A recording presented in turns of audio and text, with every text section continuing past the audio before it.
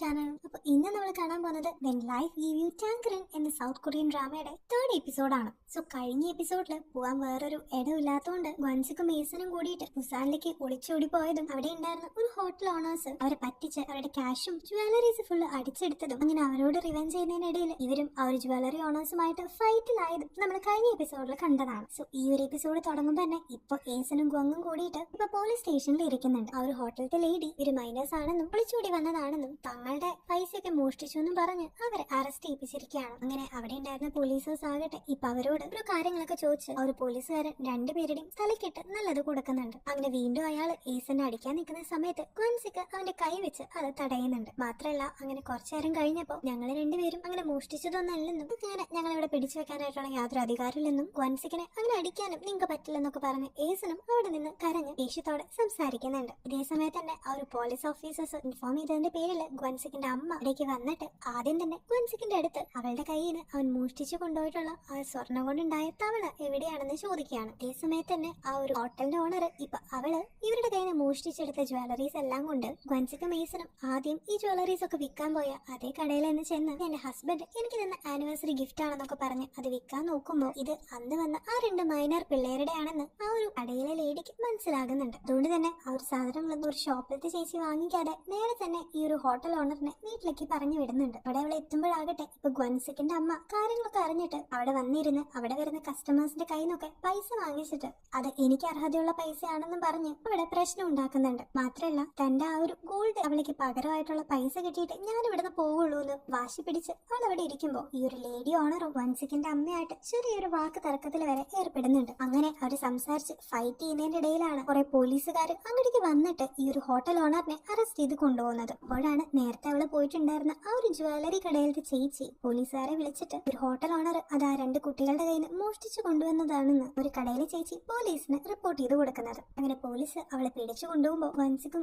ഏസനും കൂടിയിട്ട് ആ ഒരു ട്രീറ്റിൽ ഇരുന്നിട്ട് ആരോ കൊടുത്ത് എന്തൊരു ഫുഡായിട്ട് കഴിക്കുന്നതും ഇതേ സമയത്ത് തന്നെ ഗോൻസിക്കിന്റെ അമ്മ ആ ഒരു ഹോട്ടലിൽ നിന്ന് തന്റെ മകന്റെയും ഏസന്റെയും എല്ലാ സാധനങ്ങളും എടുത്തിട്ട് അവിടെ നിന്ന് വളരെ സ്റ്റൈലിഷ് ആയിട്ട് ഹീറോയിനെ പോലെ ഇറങ്ങി വരുന്നതും നമ്മളെ കാണിക്കുന്നുണ്ട്. ഗോൻസിക്കിന്റെ അമ്മയ്ക്ക് ഇപ്പൊ ഏസിന്റെ അടുത്ത് പ്രത്യേകിച്ച് ദേഷ്യമൊന്നും ഉണ്ടായിരുന്നില്ല. കാരണം ഈ ഗോൻസിക്കിന്റെ അമ്മയും ഏസന്റെ അമ്മയും നമ്മൾ ഫസ്റ്റ് എപ്പിസോഡിൽ കണ്ട പോലെ രണ്ടുപേരും ഹീനിയോസ് ആയിരുന്നതുകൊണ്ടും ഇവര് രണ്ടുപേരും സാധാരണ കുടുംബത്തിൽ നിന്ന് വന്നവരായിരുന്നു. മാത്രമല്ല ഈ ഗോൻസിക്കിന്റെ അമ്മയും അവന്റെ അച്ഛനും ഇതുപോലെ തന്നെ ഡിഫറെന്റ് ഫാമിലി ബാക്ക്ഗ്രൗണ്ട്സിലായിരുന്നു കല്യാണം കഴിച്ചതുകൊണ്ടും അവരുടെ ഫീലിംഗ്സ് ഒക്കെ ഗോൻസിക്കിന്റെ അമ്മ മനസ്സിലാക്കിയിരുന്നെങ്കിലും ഇവരുടെ ഗ്രാൻഡ് മദർ ആകട്ടെ ഇതൊന്നും തന്നെ കൺസിഡർ ചെയ്തിട്ടുണ്ടായിരുന്നില്ല. ഇങ്ങനെ തിരിച്ച് അവന്റെ അമ്മ അവരെ രണ്ടുപേരെയും അവരുടെ നാട്ടിലേക്ക് ഒരു ജെജു ഐലൻഡിലേക്ക് തിരിച്ചു കൊണ്ടുവരുന്നുണ്ട്. പക്ഷെ പിറ്റേ ദിവസം തന്നെ ഇങ്ങനെ ഒളിച്ചോടി പോയി എന്നതിന്റെ ചീത്ത പേരില് ഈസനെ അവിടെ ഉണ്ടായിരുന്ന സ്കൂളുകാര് സ്കൂളിൽ നിന്ന് പുറത്താക്കുന്നുണ്ട്. മാത്രമല്ല അവള് തിരിച്ച് അവളുടെ അങ്കിളുടെ വീട്ടിലേക്ക് പോകുന്ന സമയത്ത് നീ എന്തിനാണ് ഇങ്ങനെ ഒരു മണ്ടത്തരം കാണിച്ചതെന്നും പെൺകുട്ടി ഇങ്ങനെ ഒളിച്ചോടി പോയി കഴിഞ്ഞാൽ ഉണ്ടാകുന്ന കോൺസിക്വൻസസ് നിനക്ക് അറിയാതെയാണെന്നും ഇപ്പൊ തന്നെ നിന്നെ ഇപ്പൊ സ്കൂളിൽ നിന്ന് പുറത്താക്കി ഇതുപോലെ നേരത്തെ നിന്നെ കൊണ്ടാക്കാന്ന് പറഞ്ഞ ആ ഒരു ഫാക്ടറിക്കാരും ഇനി നിന്നെ എടുക്കില്ലെന്ന് പറഞ്ഞു. അതേ സമയത്ത് ഗോൻസിക്കിനാകട്ടെ ഇങ്ങനെ പ്രശ്നങ്ങളൊന്നും ഉണ്ടാവില്ലെന്ന് പറയുമ്പോൾ തന്നെ ഗോൻസിക്കിന്റെ അച്ഛൻ ഇപ്പൊ അവനെ അടിച്ചുകൊണ്ടിരിക്കുന്നത് നമ്മളെ കാണിക്കുന്നുണ്ട്. അവനോടും ഈ പറഞ്ഞ പോലെ നീ എന്തിനാണ് ആ ഒരു കുട്ടിയായിട്ട് ഇങ്ങനെ ഒളിച്ചോടിയതെന്നും നീ കാരണം നിന്റെ മുത്തശ്ശി വരെ വയ്യാണ്ടായി പോയെന്നും എന്റെ അച്ഛൻ പറയുന്നതിന്റെ ഇടയിൽ തനിക്ക് ഏസനെ വലിയ ഇഷ്ടമാണെന്നും അവളെ വിവാഹം കഴിക്കുമെന്നും അവൻ പറയുമ്പോ മിഡിൽ സ്കൂളും പോലും കഴിയാത്ത അവളെ എങ്ങനെയാണ് ഞാൻ നിനക്ക് കെട്ടിച്ചേരാന്ന് എന്റെ അച്ഛൻ ചോദിക്കുന്നുണ്ട്. ഇതായിട്ട് ഒന്നും മനസ്സിലാവാതെ അവൻ നേരെ തന്നെ ഏസന്റെ വീട്ടിലേക്ക് പോകുന്നുണ്ട്. ഇതേ സമയത്ത് ഏസനെ ആകട്ടെ അവളുടെ അങ്കിള് പല രീതിയിൽ തന്നെ ചീത്ത പറഞ്ഞുകൊണ്ടിരിക്കുകയായിരുന്നു. ഇനി എങ്ങനെയാണ് ഈ ഒരു വീടിന്റെ പുറത്തേക്ക് ഇറങ്ങാമെന്നും വീട്ടിലുള്ളവർക്ക് തന്നെ നാണക്കേട് വരുത്തി വെച്ചിരിക്കുകയാണെന്നും ഇനി നിന്നെ കല്യാണം കഴിക്കാൻ പോലും ആരും വരില്ലെന്നും നല്ലൊരു ജോലി പോലും നിനക്ക് കിട്ടില്ലെന്നൊക്കെ പറഞ്ഞ് അവളിങ്ങനെ ഫയർ ചെയ്യുന്നതിന്റെ ഇടയിൽ അവിടേക്ക് ഗോൻസിക്ക് വന്നിട്ട് അവര് സ്കൂളിൽ നിന്ന് ഒരു സസ്പെൻഷന് മാത്രമേ കിട്ടിയിട്ടുള്ളൂ, അപ്പൊ നിന്നെ എന്തുകൊണ്ടാണ് അവര് പുറത്താക്കിയതെന്ന് ചോദിക്കുമ്പോൾ നമ്മൾ ഓൾറെഡി പറഞ്ഞതുപോലെ ഈ ഒരു കഥ നടക്കുന്നത് 1960s ആയതുകൊണ്ട് അന്നത്തെ കാലഘട്ടത്തിൽ ഒരു പുരുഷനും സ്ത്രീയും കൂടി ഇങ്ങനെ ഒളിച്ചോടാണെങ്കിൽ ഒരു പുരുഷന് ഒരു കുഴപ്പമില്ലാതെ അയാളെ വീണ്ടും ഒരു ഹീറോ ആയിട്ട് ചിത്രീകരിക്കുന്നുണ്ടെങ്കിലും ഒരു വിമന്റെ കാര്യം പിന്നെ പോക്കാണെന്നും അവളെ വളരെ ബാഡ് ആയിട്ടുള്ള ഒരു സ്ത്രീ ആയിട്ടാണ് സൊസൈറ്റി ഇനി കാണുള്ളൂ എന്നും ഇപ്പൊ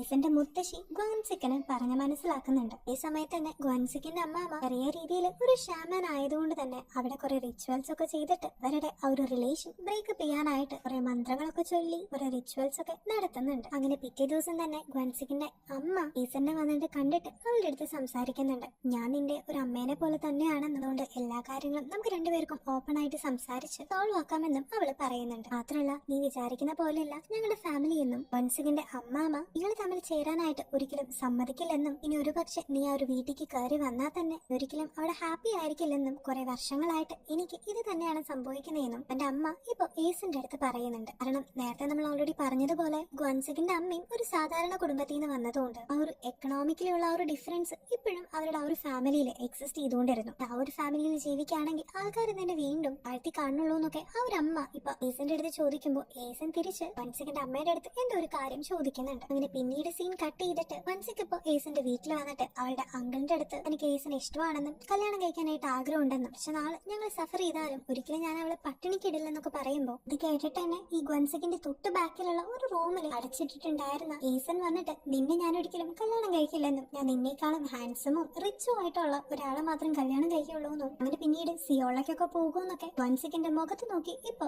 ഏസൻ പറയുന്നുണ്ട്. അങ്ങനെ പിറ്റേ ദിവസം തന്നെ ഏസൻ ആരെയോ ബ്ലൈൻഡ് ഡേറ്റ് ആയിട്ട് കാണാനായിട്ട് പോകുന്നുണ്ട്. അയാളായിട്ട് സംസാരിക്കുമ്പോൾ അയാളുടെ ഈ രണ്ടാമത്തെ കല്യാണമാണെന്നും ആദ്യത്തെ കല്യാണത്തിൽ അവർക്ക് 2 കുട്ടികളുണ്ടെന്നും ഏസൻ അറിയുന്നുണ്ട്. മാത്രമല്ല അയാളുടെ സംസാരവും രീതിയൊക്കെ കാണുമ്പോൾ എല്ലാം കേട്ട ശേഷം അയാളുടെ ഒപ്പം ഇങ്ങനെ ഒരു കല്യാണം കഴിച്ച് ഒരു രണ്ടാം വിവാഹക്കാരന്റെ വെറും ഒരു സർവന്റ് ആയിട്ട് ജീവിക്കേണ്ടി വരാനാണോ എന്റെ വിധിന്ന് ആലോചിച്ച് അവളിപ്പോ വളരെയധികം വിഷമിച്ച് കരയുന്നുണ്ട്. മാത്രമല്ല അയാൾ ഇവളുടെ പാസ്റ്റിലുള്ള എല്ലാ കാര്യങ്ങളും അറിഞ്ഞിട്ട് വേറൊരു ബോയിന്റെ ഒപ്പം ഒളിച്ചോടി വന്നതാണെന്ന് അറിഞ്ഞിട്ടും അവൾ കല്യാണം കഴിക്കാൻ സമ്മതിച്ച കാരണം ആകെപ്പാടെ ലോക്ക്ഡായിട്ട് എന്ത് ചെയ്യണമെന്ന് അറിയാതെ ഇരിക്കുകയാണ് ഏസൻ.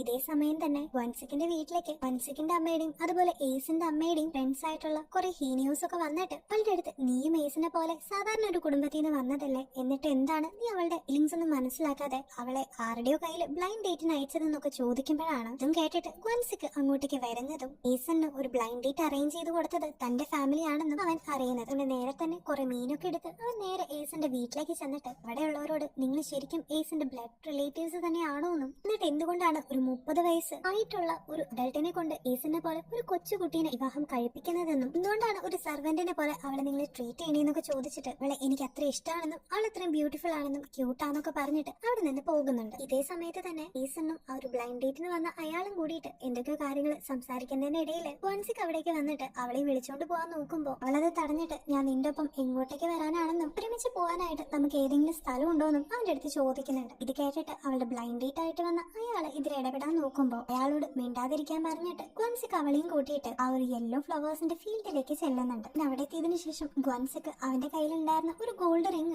അവൾക്ക് എടുത്ത് കൊടുത്തിട്ട് നീ അങ്ങനെ ബ്ലൈൻഡ് ഡേറ്റിന് പോയിട്ട് മുതിർന്ന ഒരാളെ കെട്ടണ്ടെന്നും എന്നെ കെട്ടി നമുക്ക് സുഖമായിട്ട് ജീവിച്ചൂടെയെന്നും ചോദിക്കുമ്പോൾ നമ്മൾ എങ്ങനെ ജീവിക്കാനാണ് ആരാണ് നമ്മൾ ആക്സെപ്റ്റ് ചെയ്യാൻ പോകുന്നതെന്നും എന്തുകൊണ്ടാണ് എപ്പോഴും എനിക്ക് മാത്രം എല്ലാ നഷ്ടങ്ങളും ഉണ്ടായിക്കൊണ്ടിരിക്കുന്നതെന്നും അവന്റെ അടുത്ത് ചോദിക്കുന്നുണ്ട്. എന്നെ സ്കൂളിൽ നിന്ന് പുറത്താക്കിയതിന്റെ വിഷമവും പോകാനായിട്ട് ഒരു വീട് പോലും ഇല്ലാതെ നിൽക്കുന്ന അവൾക്ക് എന്തുകൊണ്ടാണ് എപ്പോഴും എല്ലാ കാര്യങ്ങളും അവൾക്കെതിരെ ഇങ്ങനെ ഉണ്ടാവുന്നതെന്നും ഇതൊക്കെ ആയാലും നമ്മൾ രണ്ടുപേരും തമ്മിലുള്ള കാര്യം നടക്കാൻ പോടില്ലെന്ന് പറഞ്ഞിട്ട് ആ ഒരു റിംഗ് ഇപ്പോ അവള് വലിച്ചെറിയുന്നുണ്ട്. മാത്രമല്ല ഗ്വൻസിക്ക് എപ്പോഴും അവളുടെ ലൈഫിൽ ഒരു ഒബ്സ്റ്റക്കിൾ ആയിട്ട് എപ്പോഴും കയറി വന്നതെന്നും ഇനി അവളുടെ പുറകെ നടന്ന് അവളിങ്ങനെ ബുദ്ധിമുട്ടിക്കാതെ അവളുടെ മുമ്പിൽ നിന്ന് എങ്ങനെയെങ്കിലും ഒന്ന് പോവാനും പിന്നെ എങ്ങാനും ഞാൻ കല്യാണം കഴിച്ച് നിന്റെ ഒപ്പം ജീവിക്കുകയാണെങ്കിൽ ജീവിതത്തിൽ എപ്പോഴും ആൾക്കാരെല്ലാരും എന്നെ താഴ്ത്തിയാണ് കാണുള്ളൂ എന്നും പകരം ഞാൻ ബ്ലൈൻഡ് ഡേറ്റിന് വന്ന അയാളെ കിട്ടുകയാണെങ്കിൽ അറ്റ്ലീസ്റ്റ് എനിക്കൊരു നിലയെങ്കിലും ഉണ്ടാവുമെന്ന് പറഞ്ഞിട്ട് വളരെ ഹാർഷായിട്ട് തന്നെ തന്റെ കൺമുമ്പിൽ നിന്ന് പോലും പോവാനായിട്ട് അവളിപ്പോ അവന്റെ അടുത്ത് ആവശ്യപ്പെടാണ്. ഈ ഒരു സമയത്ത് കുറെയൊക്കെ അവൻ റിക്വസ്റ്റ് ചെയ്ത് നോക്കുന്നുണ്ടെങ്കിലും ഒന്നും കേൾക്കാതെ അവൾ വളരെ ഹാർഷായിട്ട് സംസാരിക്കുമ്പോൾ ഇതൊന്നും കേൾക്കാൻ പോലും വയ്യാതെ കരഞ്ഞു തളർന്ന് ഗ്വൻസിക്കും അവിടെ നിന്ന് പോകുന്നുണ്ട്. ഇങ്ങനെ രണ്ടുപേർക്കും 18 വയസ്സാകുന്ന ആ ഒരു സമയത്ത് പിന്നീട് ഒരിക്കലും ഇനി അവരെ കാണില്ലെന്ന് ഈസൻ ചിന്തിച്ചതായിട്ടുള്ള ഒരു ബാക്ക്ഗ്രൗണ്ട് വോയിസ് നമ്മളെ കേൾപ്പിക്കുന്നുണ്ട്. എന്നാൽ പിറ്റേ ദിവസം തന്നെ ഈസൻ ഇരുന്ന്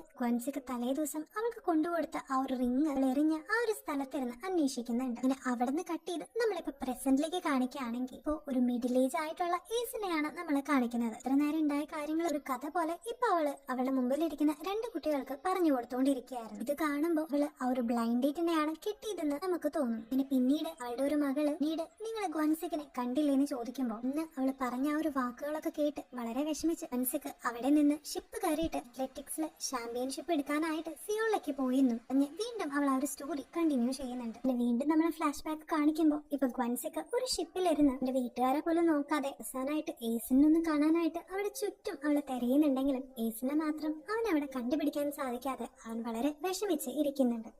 അതേ സമയത്ത് തന്നെ വീണ്ടും നമ്മളൊരു ഫ്ലാഷ് ബാക്ക് കാണിക്കുമ്പോൾ അന്ന് ഗ്വൻസിക്കിന്റെ അമ്മയും ഏസിനും കൂടി ഇരുന്ന് സംസാരിച്ച സമയത്ത് ഏസൻ ശരിക്കും അവന്റെ അമ്മയുടെ അടുത്ത് ഗ്വൻസിക്കിന്റെ ആഗ്രഹം എന്തായിരുന്നു എന്നൊക്കെ ചോദിക്കുമ്പോൾ അവനാകട്ടെ നല്ലൊരു ചാമ്പ്യൻ ആണെന്നും അത്ലറ്റിക്സിൽ കഴിവുള്ളവനാന്നൊക്കെ അവന്റെ അമ്മ പറയുമ്പോഴാണ് ഇപ്പൊ ഇതൊക്കെ ഏസൻ അറിയുന്നത്. ഇത് കേട്ടിട്ട് ഏസൻ ആകട്ടെ അവൻ എപ്പോഴും എനിക്ക് ഒരു പോയിന്റ് ആക്കാനായിട്ട് എന്തൊക്കെ ചെയ്യണമെന്ന് പറഞ്ഞു തരുമെങ്കിലും സ്വന്തം കാര്യം സ്വന്തം അംബീഷൻസ് പോലും അവൻ എന്റെ അടുത്ത് ഇതുവരെ ഷെയർ ചെയ്തിട്ടില്ല എന്ന് അവള് പറയുന്നുണ്ട്. ഈ ഒരു സമയത്ത് അവന്റെ അമ്മ ആകട്ടെ അവൻ ആക്ച്വലി അങ്ങനെയാണെന്നും നിനക്ക് വേണ്ടിയിട്ടാണ് അവൻ അവന്റെ ഇഷ്ടങ്ങളെല്ലാം മറച്ചു വെക്കുന്നതെന്നും പറയുന്നുണ്ട്. മാത്രമല്ല ശരിക്കും ഇപ്പൊ അവള് അവന്റെ ലൈഫിൽ ഒരു ഒബ്സ്റ്റക്കിൾ ആണെന്നും അവള് കൂടെയുള്ള കാരണമാണ് അവൻ എവിടെ എത്താതെ ഇങ്ങനെ നിൽക്കുന്നതെന്നും അവൾ അവനെ വിട്ടു പോവുകയാണെങ്കിൽ അവൻ അവന്റെ ആഗ്രഹങ്ങൾക്ക് പുറകിൽ പോയിട്ട് എന്തെങ്കിലുമൊക്കെ ആയിട്ട് തിരിച്ചു വരുമെന്നും അവന്റെ അമ്മ ഇപ്പൊ വളരെ സങ്കടത്തിൽ തന്നെ അവളോട് പറയുന്നുണ്ട്. ഒരു പക്ഷെ അവളുടെ ഫീലിങ്സ് അവന്റെ അമ്മയ്ക്ക് മനസ്സിലായിട്ടുണ്ടെങ്കിലും ഏതൊരു അമ്മയ്ക്കും വലുത് സ്വന്തം മകന്റെ ഭാവി ആയതുകൊണ്ടായിരിക്കാം ഒരു പക്ഷെ അവന്റെ അമ്മ ഇപ്പൊ അവളോട് ഇങ്ങനെയൊക്കെ പറഞ്ഞത്. അങ്ങനെ ആ ഒരു അമ്മയുടെ റിക്വസ്റ്റ് പ്രകാരമാണ് ഇന്ന് രാത്രി തന്നെ ആ ഒരു ഫീൽഡിൽ വെച്ച് അവൻ തന്നെ റിങ് പോലും തട്ടിക്കളഞ്ഞ് അവള് അവനെ റിജക്ട് ചെയ്യുന്നത്. അല്ലാതെ ഒരിക്കലും ഏസന് ഗ്വൻസിക്കിനെ ഇഷ്ടമല്ലാത്തോണ്ടായിരുന്നില്ല അവൾ അവനെ റിജക്ട് ചെയ്തത്. അതേ സമയത്ത് തന്നെ അവന്റെ ഷിപ്പിൽ വെച്ചിട്ട് ഗ്വൻസിക്കിന്റെ ഒരു ഫ്രണ്ട് വന്ന് അവന്റെ അടുത്ത് അത്ലറ്റിക്സിന്റെ കാര്യങ്ങളൊക്കെ പറയുമ്പോൾ എനിക്കിപ്പോ അതിലൊന്നുമല്ല താല്പര്യമെന്നും അവൻ എങ്ങനെയെങ്കിലും ഏസന്റെ ഒപ്പം ജീവിച്ചാൽ മതിയെന്നും അവൻ പറയുന്നുണ്ട്. ഇതിലൂടെ തന്നെ ഗ്വൻസിക്കിന്റെ ഏറ്റവും വലിയ പ്രയോറിറ്റി ഏസൻ ആണെന്ന് നമുക്ക് മനസ്സിലാകുന്നുണ്ട്. ഇതേ സമയം തന്നെ ഏസൻ ആകട്ടെ ഒരു ബ്ലൈൻഡ് ഡേറ്റിന്റെ ഒപ്പം അവളുടെ മാരേജിന് വേണ്ട എല്ലാ കാര്യങ്ങളും സെറ്റ് ചെയ്തുകൊണ്ടിരിക്കുകയാണ്. അവൾക്ക് ഒട്ടും തന്നെ താല്പര്യമില്ലെങ്കിലും ഗ്വൻസിക്കിന്റെ അമ്മയുടെ ആ ഒരു വാക്ക് കേട്ടിട്ടാണ് അവള് ഇതെല്ലാം തന്നെ ചെയ്യാനായിട്ട് തയ്യാറാകുന്നത്. അങ്ങനെ അവള് അയാളുമായിട്ട് കുറെ കാര്യങ്ങൾ സംസാരിക്കുന്നതിന്റെ ഇടയിൽ തന്നെ ശരിക്കും ഞാൻ നിങ്ങളെ കല്യാണം കഴിക്കാൻ പോകുന്നത് നിങ്ങളുടെ കാശിന് വേണ്ടിയിട്ടല്ലെന്നും എനിക്ക് കിടക്കാൻ പോലും ഒരിടയില്ലാത്തതുകൊണ്ടാണെന്നും അവള് തുറന്നു പറയുന്നുണ്ട്. മാത്രമല്ല അവള് ഗ്വൻസിക്കിനെ പറ്റി ആലോചിക്കുമ്പോൾ പെട്ടെന്ന് അവൾക്ക് ഒരിക്കലും ഇനി അവനെ പിരിഞ്ഞിരിക്കാൻ പറ്റില്ലെന്നും അവൾക്ക് അവൻ അത്ര ഇഷ്ടമാണെന്ന് മനസ്സിലാക്കിയിട്ട് അവളിപ്പോ നേരെ തന്നെ ആ ഒരു ഷിപ്പ് പുറപ്പെടുന്ന ആ ഒരു സ്ഥലത്തേക്ക് പോകുന്നുണ്ടെങ്കിലും ഓൾറെഡി സമയമായതുകൊണ്ട് ആ ഒരു ഷിപ്പ് അവിടെ നിന്ന് എടുത്തു കഴിഞ്ഞിട്ടുണ്ടായിരുന്നു. അങ്ങനെ ഇനിയൊരിക്കലും ഏസനെ കാണില്ലെന്ന് വിചാരിച്ച് വളരെ വിഷമത്തോടെ ഗ്വൻസിക്ക് ആ ഒരു കപ്പലിൽ ഡിപ്രസ്ഡ് ആയിട്ട് ഇരിക്കുമ്പോഴാണ് പെട്ടെന്ന് ഗ്വൻസിക്ക് എന്നുള്ളൊരു വിളി അവൻ കേൾക്കുന്നത്. അങ്ങനെ അവൻ നേരെ തന്നെ ഷിപ്പിന്റെ അറ്റത്ത് ചെന്ന് നോക്കുമ്പോൾ അവിടെ ദൂരെ ആയിട്ട് ഏസൻ വന്നിരുന്നിട്ട് അവന്റെ പേരും ഉറക്കെ വിളിച്ചിരുന്ന് കരയുന്നത് നമ്മളെ കാണിക്കുന്നുണ്ട്. ഇത് കേട്ടതും വേഗം തന്നെ അവൻ ആ ഒരു കപ്പലിൽ നിന്ന് എടുത്ത് ചാടിയിട്ട് നേരെ ഏസിന്റെ അടുത്തേക്ക് സ്വിം ചെയ്ത് വരുന്നുണ്ട്. ഇതെല്ലാം മറുകരയിൽ നിന്ന് കണ്ടുകൊണ്ടിരുന്ന ഗ്വൻസിക്കിന്റെ അമ്മയുടെ ഫ്രണ്ട്സിന് ഇതെല്ലാം കണ്ട് സന്തോഷമായെങ്കിലും അവന്റെ അമ്മാമ്മ ഇതെല്ലാം കണ്ട് ബോധം കെട്ട് വീഴുന്നുണ്ട്. അതേസമയം തന്നെ വളരെ കഷ്ടപ്പെട്ട് നീന്തി ഒടുവിൽ അവൻ ഏസിന്റെ അടുത്ത് എത്തിയിട്ട് ഏസിന്റെ കെട്ടിപ്പിടിച്ച് നിൽക്കുന്നത് എല്ലാവരും തന്നെ അവിടെ നിന്ന് നോക്കുന്നുണ്ട്. ഇതേ സമയത്ത് തന്നെ അവര് രണ്ടുപേരും അത്രയ്ക്കും ക്ലോസ് ആണെന്നും ഒരിക്കലും അവരെ സെപ്പറേറ്റ് ചെയ്യാനായിട്ട് ആർക്കും സാധിക്കില്ലെന്നും ഇപ്പൊ അവര് മനസ്സിലാക്കിയിട്ടുണ്ടായിരുന്നു. അതേ സമയത്ത് തന്നെ ഇതൊക്കെ നോക്കിക്കൊണ്ട് ഗ്വൻസിക്കിന്റെ സിസ്റ്ററിന്റെ നേരേക്ക് ക്യാമറ സൂം ചെയ്യുന്നുണ്ട്. അവിടുന്ന് സീൻ കട്ട് ചെയ്ത് പ്രസന്റ് കാണിക്കുമ്പോൾ നേരത്തെ ഏസിന്റെ ഒപ്പം ഉണ്ടായിരുന്നത് അവന്റെ സിസ്റ്റർ ആണെന്ന് നമുക്ക് മനസ്സിലാക്കാം. ഇതിലൂടെ തന്നെ നേരത്തെ നമ്മൾ കണ്ട രണ്ട് പേരിൽ ഒരാള് ഗ്വൻസിക്കിന്റെ സിസ്റ്റർ ആണെന്നും മറ്റേത് ഗ്വൻസിക്കിന്റെ തന്നെ കുട്ടിയാണെന്നും ഏസിനും ഗ്വൻസിക്കും തമ്മിൽ മാരീഡ് ആയെന്നും നമുക്ക് ബോധ്യമാകുന്നുണ്ട്. മാത്രമല്ല ഈ ഒരു സമയത്ത് വിവാഹം കഴിഞ്ഞിട്ട് 8 മാസത്തിന് ശേഷമാണ് ഉണ്ടായതെന്ന് ഇപ്പൊ ഗ്വൻസിക്കിന്റെ അനിയത്തി അവന്റെ മോളെ നോക്കി പറയുമ്പോഴാണ് ഫ്ലാഷ് ബാക്കിൽ അന്നത്തെ നൈറ്റ് ഒരു ബുസാനിലായിരുന്ന സമയത്ത് ആ ഒരു റൂമിൽ വെച്ചിട്ടാണെങ്കിലും ബോധമില്ലാതെ രണ്ടുപേരും ഇന്റിമേറ്റ് ആയെന്നും നമ്മളെ കാണിക്കുന്നുണ്ട്. അതേ സമയത്ത് തന്നെ പ്രസന്റിലേക്ക് കുറച്ച് ഏജ്ഡ് ആയിട്ടുള്ള ഗ്വൻസിക്ക് വന്നിട്ട് സിസ്റ്ററിനെ തോണ്ടിയിട്ട് ഇതൊക്കെയാണോ കൊച്ചുകുട്ടികളോട് പറയാന്ന് ചോദിച്ച് അവളോട് ദേഷ്യപ്പെടുന്നുണ്ട്. പിന്നെ പിന്നീട് അവിടെ ഇരിക്കുന്ന ഫോട്ടോസ് ഒക്കെ കാണുമ്പോൾ ഗ്വൻസിക്കിന്റെയും ഏസിന്റെയും മാരേജിന്റെ ഫോട്ടോസും അവള് പ്രഗ്നന്റ് ആയ ഫോട്ടോസും കുട്ടികൾ ഉണ്ടായപ്പോ എടുത്ത ഫോട്ടോസും ഇങ്ങനെ ഒരു ഹാപ്പി ഫാമിലിയുടെ പിക്ചർ തന്നെയാണ് അവിടെ ഫുള്ള് സൂക്ഷിച്ച് വെച്ചിട്ടുണ്ടായിരുന്നത്. വീണ്ടും ഫ്ലാഷ് ബാക്കിൽ അവർക്ക് ഇപ്പൊ ഒരു കുട്ടിയൊക്കെ ഉണ്ടായിരുന്ന സമയത്ത് രണ്ടുപേരും ആ ഒരു കുട്ടീനെ വളർത്തുമ്പോൾ എന്താക്കണം എന്നൊക്കെ പറഞ്ഞ് പരസ്പരം അവരുടെ ആഗ്രഹങ്ങളൊക്കെ ഇങ്ങനെ പറഞ്ഞ് വളരെ റൊമാൻറ്റിക് ആയിട്ട് ഇരിക്കുന്നത് കാണിച്ചിട്ട് ഇന്നത്തെ ഈ ഒരു എപ്പിസോഡ് ഇവിടെ എൻഡ് ചെയ്യാണ്. ഈ ഒരു എപ്പിസോഡിന്റെ സ്റ്റാർട്ടിംഗ് തന്നെ നമ്മൾ കാണിക്കുന്നത് ഒരു അമ്മയായതിനു ശേഷം ഈസന്റെ ജീവിതത്തിൽ ഉണ്ടായിട്ടുള്ള മാറ്റങ്ങളെയാണ്. അങ്ങനെ ഈ ഒരു എപ്പിസോഡ് തുടങ്ങുമ്പോൾ തന്നെ ഈസൻ അവളുടെ അമ്മയുടെ വീട്ടിലിരുന്നിട്ട് പണ്ട് മുതലേ അവളുടെ അമ്മ ചെറിയൊരു ടൈം പോലും വെറുതെ ഇരിക്കാതെ എപ്പോഴും എന്തെങ്കിലും പണികളൊക്കെ ചെയ്യുന്നതും ഇത്തിരി പോലും റെസ്റ്റ് എടുക്കാതെ ഫുൾ ടൈം ഇങ്ങനെ വർക്ക് ചെയ്യണതൊക്കെ അവളിങ്ങനെ ആലോചിക്കുന്നുണ്ട്.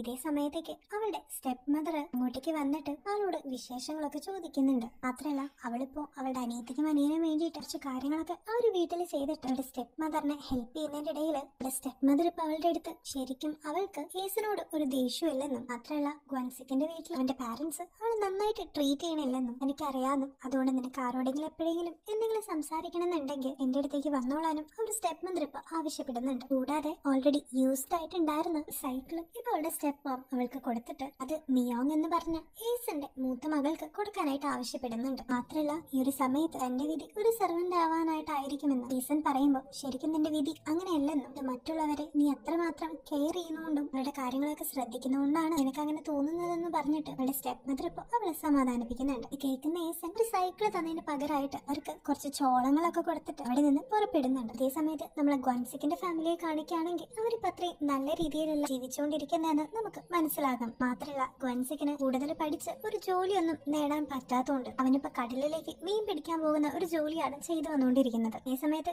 ഏസൻ ആ ഒരു വീട്ടിലേക്ക് ക്യാബേജ് എങ്ങാനും കൃഷി ചെയ്ത് കൊടുക്കാറുമുണ്ട്. അങ്ങനെ അന്ന് വൈകുന്നേരം ഗ്വൻസിക്കിന്റെ അടുത്ത് അവന്റെ അമ്മ വന്നിട്ട് അവള് നമ്മുടെ വീട്ടിൽ നിന്ന് കുറച്ച് ചോളങ്ങളൊക്കെ എടുത്തോണ്ട് പോയിന്നും അതുകൊണ്ട് അവള് കള്ളിയാണെന്നും മാത്രമല്ല അവള് ക്യാബേജ് ഒക്കെ കൃഷി ചെയ്ത് നമുക്ക് തരുന്നുണ്ടല്ലോ, അങ്ങനെ അവള് ചെയ്തില്ലെങ്കിലും നമ്മള് പട്ടിണി കിടക്കാതെ ജീവിക്കുന്നൊക്കെ പറഞ്ഞ് അവളോടുള്ള പരിഭവമൊക്കെ അവന്റെ അമ്മ ഗ്വൻസിക്കിന്റെ അടുത്ത് പറയുമ്പോ അതേ സമയത്ത് തന്നെ അങ്ങോട്ടേക്ക് ഏസൺ ഒരു സൈക്കിളും കുറെ ഡ്രസ്സും കോസ്മെറ്റിക്സ് ഒക്കെ ആയിട്ട് അവിടേക്ക് എത്തുന്നുണ്ട്. ഇത് അവളുടെ സ്റ്റെപ്പ് മദർ അവൾക്ക് വേണ്ടിയിട്ട് കൊടുത്തതാണെന്ന് പറഞ്ഞ് അവള് സന്തോഷിക്കുന്ന സമയത്ത് അവന്റെ ഗ്രാൻഡ് മദർ ആകട്ടെ ഏസന്റെ മകളായിട്ടുള്ള മ്യങ് ഒരു പെൺകുട്ടിയാണെന്നും അതുകൊണ്ട് പെൺകുട്ടികളെ അങ്ങനെ സൈക്കിളൊന്നും ഓടിപ്പിച്ച് ശീലാക്കേണ്ട കാര്യമില്ലെന്നും എങ്ങനെയൊക്കെ പോയാലും കുറച്ചു നാൾ കഴിയുമ്പോൾ അവള് ഏതെങ്കിലും അടുക്കളയിൽ മാത്രം ഒതുങ്ങിക്കൂടി ജീവിക്കേണ്ടി വരുന്നൊക്കെ പറയുമ്പോൾ ഇത് കേട്ടിട്ട് ഏസന് ഒട്ടും തന്നെ സഹിക്കാനായിട്ട് പറ്റുന്നുണ്ടായിരുന്നില്ല. അങ്ങനെ അന്ന് വൈകുന്നേരം വളരെ വിഷമത്തോടെ റൂമിലേക്ക് വന്ന് റെസ്റ്റ് ചെയ്യുന്ന സമയത്ത് എന്റെ പാരന്റ്സ് നിന്നെ നന്നായിട്ട് ട്രീറ്റ് ചെയ്യണില്ലെന്ന് എനിക്കറിയാമെന്നും പക്ഷെ ഇപ്പോഴത്തെ സ്ഥിതിയിൽ നമുക്ക് മാറിപ്പോയി താമസിക്കാനായിട്ട് വേറെ സ്ഥലമൊന്നും ഇല്ലല്ലോ എന്നൊക്കെ പറഞ്ഞിട്ട് ലാസ്റ്റ് ഒട്ടും പറ്റിയില്ലെങ്കിൽ നിന്റെ ഒപ്പം എല്ലാത്തിനും ഞാൻ എന്തായാലും ഉണ്ടായിരിക്കുന്നൊക്കെ പറഞ്ഞ് ഗ്വൻസിക്ക്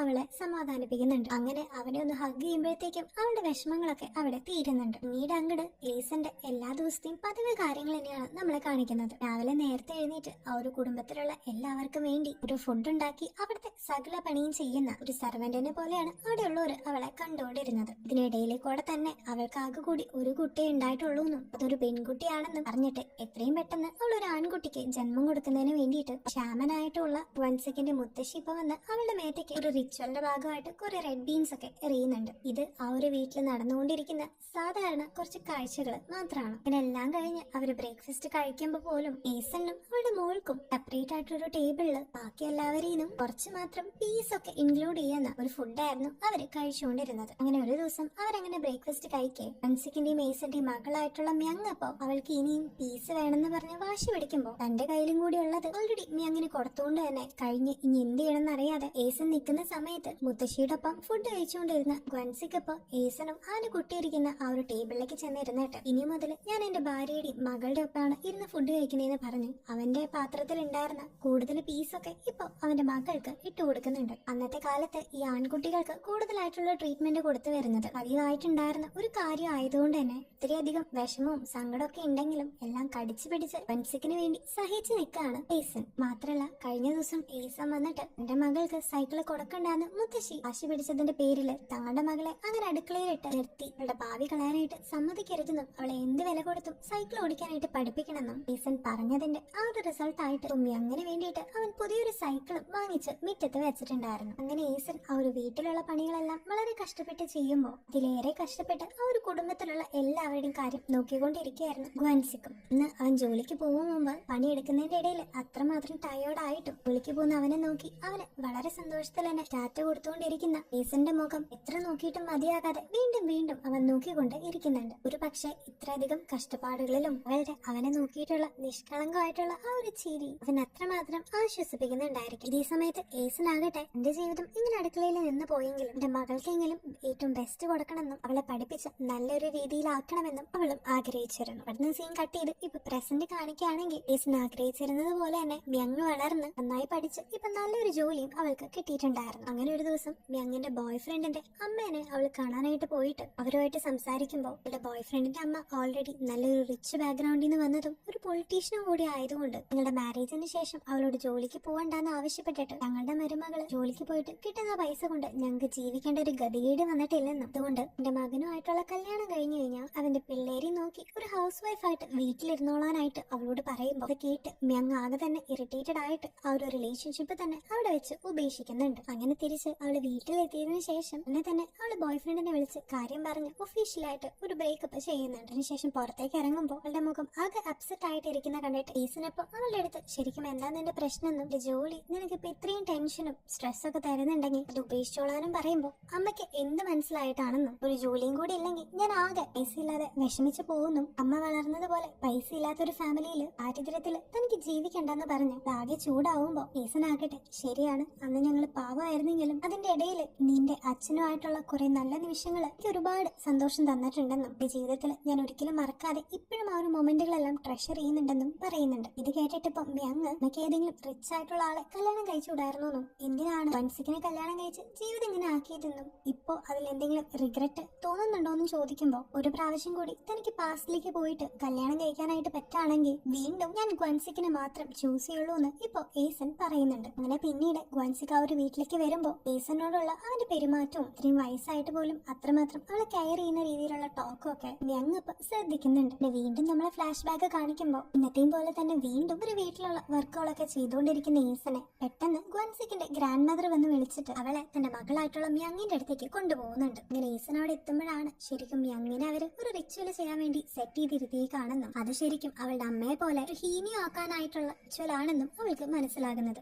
ഇത് കണ്ടിട്ട് ആകെപ്പാടെ ദേഷ്യം വന്നിട്ട് വേഗം തന്നെ ആ ഒരു ഹാളിലേക്ക് ചെന്ന് അവിടെ അറേഞ്ച് ചെയ്ത് വെച്ച് എല്ലാം തന്നെ തട്ടിത്തെറിപ്പിച്ച് കളയുന്നുണ്ട്. ഇത് കണ്ട് വളരെ ദേഷ്യപ്പെട്ട് വൻസിക്കിന്റെ മുത്തശ്ശിയും അമ്മയും കൂടി വളരെയധികം ദേഷ്യപ്പെട്ട് അവൾക്കെതിരെ സംസാരിക്കുമ്പോൾ ആദ്യമായിട്ട് അവരുടെ മുമ്പിൽ വെച്ച് അവൾ എതിര് പറയുന്നുണ്ട്. തന്റെ അമ്മ വെറും 30 വയസ്സായിരുന്നപ്പോ മരിച്ചു പോയത് ഇതുപോലെ കടലിൽ മീൻ പിടിക്കാൻ പോയിട്ടാണെന്നും അത് കാരണം കൊണ്ടാണ് അമ്മയ്ക്ക് അന്വേഷമൊക്കെ വന്ന് അമ്മ മരിച്ചു പോയെന്നിപ്പോ പറയുന്നുണ്ട്. മാത്രമല്ല തന്റെ ജീവിതകാലം ഫുള്ള് അമ്മ തന്റെ അടുത്ത് ഒരിക്കലും ഒരു ഹീനിയോ ആവരുത് എന്നാണ് പറഞ്ഞിട്ടുള്ളതെന്നും ഇനിയിപ്പോ ഞാൻ എന്റെ മകളെ ഒരു ഹീനിയോ ആക്കണമെന്ന് നിങ്ങൾ പറഞ്ഞു ഞാൻ എങ്ങനെ അതിന് സമ്മതിക്കുന്നു അവളിപ്പോ അവരോട് ചോദിക്കുന്നുണ്ട്. ഈ ഒരു സമയത്ത് നിന്റെ മകളെങ്കിലും ഈ ഒരു വീട്ടിലേക്ക് ഇത്തിരി പൈസ കൊണ്ടുവരാൻ വേണ്ടിയിട്ടാണ് ഞാൻ ഇങ്ങനെ ചെയ്തതെന്ന് ഒരു മുത്തശ്ശി പറയുമ്പോ ഇതെന്റെ മകളാണെന്നും അല്ലാതെ നിങ്ങൾക്ക് പൈസ കൊണ്ടുതരുന്ന ഏജന്റ് അല്ലെന്നും പറഞ്ഞ് അവള് തർക്കിക്കുമ്പോ ദേഷ്യം വന്നിട്ട് ക്വൻസിക്കിന്റെ അമ്മ അവളുടെ മുഖത്ത് അടിക്കുന്നുണ്ട്. പിന്നെ വീണ്ടും വീണ്ടും ഈ ഒരു ഫാമിലിയിലുള്ള ട്രഡീഷൻ തെറ്റിച്ച് നിങ്ങൾക്ക് എതിര് പറയാനായിട്ട് നിനക്ക് എങ്ങനെ ധൈര്യം വന്നു എന്ന് പറഞ്ഞ് ഒരു രണ്ടുപേരും കൂടി അവളെ ചീത്ത പറഞ്ഞ് ഇന്നാണ് ഈ ഒരു വീട്ടിൽ താമസിക്കാൻ സമ്മതിച്ചു തന്നെ എന്തോ നിന്റെ ഭാഗ്യാണെന്നൊക്കെ പറഞ്ഞ് അവളെ പറ്റി അനാവശ്യമായിട്ട് ഭയങ്കരമായിട്ട് ഡിഗ്രേഡ് ചെയ്ത് സംസാരിക്കുന്നത് കേട്ടിട്ട് തന്നെ ക്വൻസിക്ക് അങ്ങോട്ടേക്ക് വരുന്നുണ്ട്. എന്റെ മുമ്പിൽ വെച്ച് തനിക്ക് ഏറ്റവും പ്രിയപ്പെട്ട തന്റെ ഭാര്യയെ സ്വന്തം അമ്മയായാലും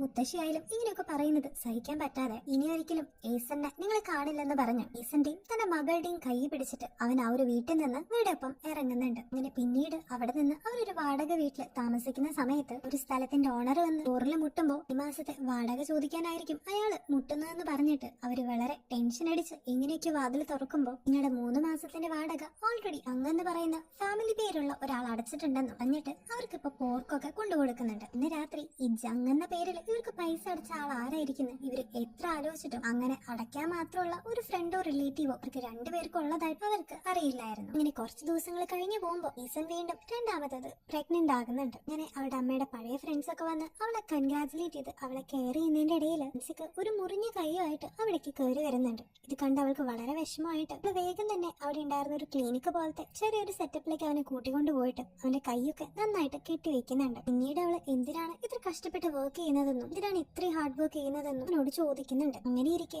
ഓരോ ദിവസം കഴിയും തോറും വൻസിക്ക് നൈറ്റ് വീട്ടിലേക്ക് വരുമ്പോൾ കൂടുതൽ ടയേർഡായിട്ട് വരുന്നതും ഫുഡ് പോലും കഴിക്കാതെ അവൻ മയങ്ങി ഉറങ്ങി പോകുന്നതും അടുത്തായിട്ട് അവന്റെ ഫിസിക്ക് തന്നെ ചേഞ്ച് ചെയ്തതും ഈസൻ ശ്രദ്ധിക്കുന്നുണ്ട്. അങ്ങനെ ഇരിക്കെ ഒരു ദിവസം രാത്രി അവൻ എന്തോ ട്രബിൾ ഉണ്ടെന്ന് മനസ്സിലാക്കിയിട്ട് അവൾ അവന്റെ ടീഷർട്ട് ഒക്കെ എടുത്ത് പൊന്തിച്ചു നോക്കുമ്പോ ആരോ അവൻ ഉപദ്രവിച്ചതായിട്ട് പുറമേയും കാലിലൊക്കെ പാടുകൾ കാണുന്ന അവൾക്ക് എന്തോ ഒരു സ്പെല്ലിംഗ് മിസ്റ്റേക്ക് തോന്നുന്നുണ്ട്. പക്ഷെ ഗ്വൻസിക്ക് ആകട്ടെ ചിലപ്പോ ഏസൻ വിഷമിക്കണ്ടെന്ന് കരുതിയിട്ടായിരിക്കും ഇക്കാര്യങ്ങളൊന്നും തന്നെ അവളുടെ അടുത്ത് പറഞ്ഞിട്ടുണ്ടായിരുന്നില്ല. അങ്ങനെ പിറ്റേ ദിവസം മുതൽ അവള് കുറച്ചും കൂടി നേരത്തെ എഴുന്നേറ്റ് അവന് വേണ്ട ഫുഡൊക്കെ ഉണ്ടാക്കിയിട്ട് അവൻ പോകുമ്പോ അവന്റെ ഒപ്പം പോയി അവനോട് ടേക്ക് കെയർ ചെയ്യാനൊക്കെ പറഞ്ഞ് കുറച്ചും കൂടി അവളുടെ ഫീലിംഗ്സ് എല്ലാം എക്സ്പ്രസ് ചെയ്ത് അവന്റെ മുമ്പിൽ ചിരിച്ചു നിൽക്കുമ്പോൾ അത് കാണുന്ന ഗ്വൻസിക്ക് സന്തോഷമാവുന്നുണ്ടെങ്കിലും എന്തൊക്കെയോ അവനുള്ളില് ബേർഡൻ ആയിട്ടുണ്ടെന്ന് അവന്റെ മുഖം കാണുമ്പോൾ നമുക്ക് മനസ്സിലാവും. അങ്ങനെ ഇരിക്കുകയാണ് ഗ്വൻസിക്ക് ഇപ്പൊ വർക്ക് ചെയ്യുന്നത്. കഴിഞ്ഞ എപ്പിസോഡിൽ നമ്മൾ കണ്ട ഈസന്റെ ആ ഒരു ബ്ലൈൻഡ് ഡേറ്റിന് വന്ന അയാളുടെ ഒപ്പമാണെന്ന് അയാളാണ് ആ ഒരു ഷിപ്പിന്റെ ക്യാപ്റ്റൻ എന്നും മനസ്സിലാക്കിയിട്ട് ഈസനിപ്പോ നേരെ ഒരു ഗിഫ്റ്റുമായിട്ട് അയാളുടെ ഭാര്യയുടെ അടുത്ത് ചെന്നിട്ട് തന്റെ ഹസ്ബൻഡിന് വേണ്ടി ഒന്ന് സംസാരിച്ച് തന്റെ ഹസ്ബൻഡിനെ ഉപദ്രവിക്കരുതെന്ന് അയാളുടെ അടുത്ത് പറയാനായിട്ട് റിക്വസ്റ്റ് ചെയ്യുമ്പോൾ ആ ലേഡിയുടെ മേത്തെ പാടും അവിടെ ഉണ്ടായിരുന്ന കുട്ടികൾ ഉപയോഗിക്കുന്ന കുറെ വാക്കുകളും കേൾക്കുമ്പോൾ തന്നെ അയാൾ അത്രയും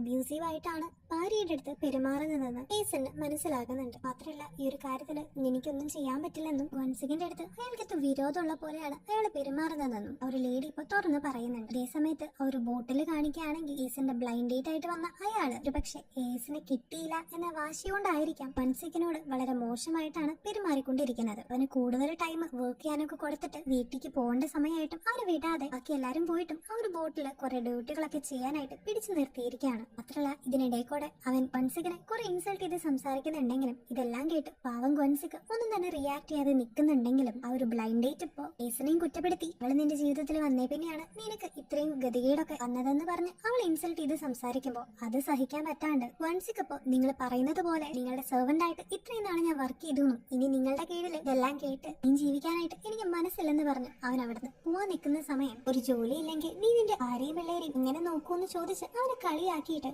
ഇപ്പൊ ആ ഒരു ബ്ലൈൻഡ് ഡേറ്റ് അങ്ങനെ കാലുമിട്ട് ഒന്ന് കൊടുക്കുന്നുണ്ട്. ഇതേ സമയത്ത് ഇതെല്ലാം കണ്ടുകൊണ്ട് ദൂരെ നിന്ന് ആ ഒരു ബ്ലൈൻഡ് ഡേറ്റിനെ തെറി വിളിച്ചുകൊണ്ട് ഓടി വരുന്നുണ്ടായിരുന്നു ഏസൻ. ഇതേ ടൈമിൽ ഫ്ലാഷ് ബാക്കിൽ ഇങ്ങനെ പല അവസരങ്ങളിലായിട്ട് ഗ്വങ് ഡബിൾഡ് ആവുമ്പോ അപ്പോഴൊക്കെ ഏസൻ അവന്റെ അടുത്തേക്ക് ഇങ്ങനെ ഓടി വന്നതും അവനെ രക്ഷിച്ചു കൊണ്ടുപോകുന്നതും നമ്മളെ കാണിക്കുന്നുണ്ട്. പിന്നെ പിന്നീട് ഏസൻ വന്നിട്ട് ഗോൻസിക്കിന്റെ കൈയും പിടിച്ച് അവനെ അവിടെ നിന്ന് കൊണ്ടുപോയിട്ട് അയാളെ വീണ്ടും ഇവർ ഇൻസൾട്ട് ചെയ്യുമ്പോൾ ഓടിപ്പോയിട്ട് അയാളുടെ കാലിനിട്ട് ഒന്ന് കൊടുത്തിട്ട് നിങ്ങളുടെ കീഴിൽ ജോലി ചെയ്തത് ഞങ്ങൾ ഇവിടെ നിന്ന് ക്വിറ്റ് ചെയ്യാണെന്നും നിങ്ങളെ പോലെ ഒരു ഗാർബേജിന്റെ ഒപ്പം ജോലി ചെയ്യേണ്ടവനല്ല ഗോൻസിക്കെന്നും പറഞ്ഞ് അവനെ സമാധാനിപ്പിച്ച് അവൾ അവന്റെ കൈയും പിടിച്ച് അതിൽ കൂടെ നടന്നു പോകുമ്പോൾ വീണ്ടും പ്രസന്റിലും മിഡിൽ ഏജ്ഡ് ആയിട്ട് ഇരിക്കുന്ന ഗോൻസിക്കും ഏസനും ഇതുപോലെ തന്നെ കൈ പിടിച്ച് ഇന്നത്തെ പോലെ തന്നെ സ്നേഹത്തിലും കെയറിങ്ങിലും ഇപ്പോഴും അവരുടെ റിലേഷൻഷിപ്പ് മുമ്പോട്ട് കൊണ്ടുപോകുന്നതും കാണിച്ച് ഇന്നത്തെ എപ്പിസോഡ് ഇവിടെ എൻഡ് ചെയ്യാം. സോ ഗൈസ്, അങ്ങനെ നമ്മുടെ ഗോൻസിക്കിന് ആകെ കൂടി ഉണ്ടായിരുന്ന ഒരു ജോലി ഇപ്പോൾ നഷ്ടപ്പെട്ടിരിക്കുകയാണ്. ഇനി എന്തൊക്കെ ചാലഞ്ചസ് അവരെ ഫേസ് ചെയ്യേണ്ടി വരുന്ന അടുത്ത എപ്പിസോഡിൽ കൂടെ നമുക്ക് കാണാം. സോ ഈ ഒരു വീഡിയോ ഒക്കെ ഇഷ്ടപ്പെടുകയാണെങ്കിൽ ഞങ്ങളുടെ ചാനൽ സബ്സ്ക്രൈബ് ചെയ്യാനും വീഡിയോ ലൈക്ക് ചെയ്യാനും ആരും മറക്കരുത്. So until the next video, take care and bye bye.